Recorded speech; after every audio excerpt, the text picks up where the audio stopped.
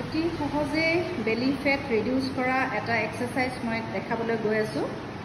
তাৰ কাৰণে মেথড এনেকে সমান হৈ খুই দিব টোটো পইণ্টেড ৰাখিব ভৰিখন সিধা ৰাখিব এতিয়া হাতখন সাইডত ৰাখিব দুইখন হাত সাইডত ৰাখিব আৰু ভৰিখন আমি সিধা কৰি 30 পৰা 90 আপ এণ্ড ডাউন কৰিব লাগে ready inhale up and Excel down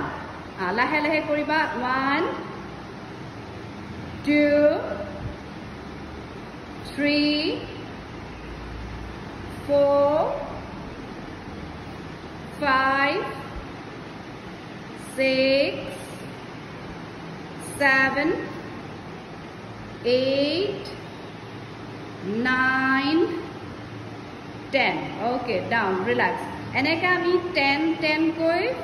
5 time কৰিব লাগিব অৰ্থাৎ 50 কৰিব পাৰিলে ভাল নন স্টপ কৰিলে আপোনাৰ যদি কষ্ট হয় বা যদি ৰেষ্ট লৈ কৰিলে আপোনাৰ সুবিধা হয় তেনেকেও কৰিব পাৰে এনেকে অকমান সময় ডাউন কৰি পুনৰ আমি স্টাৰ্ট কৰিম ready inhale both legs up and exhale down inhale exhale 2 3 4 5 6 7 8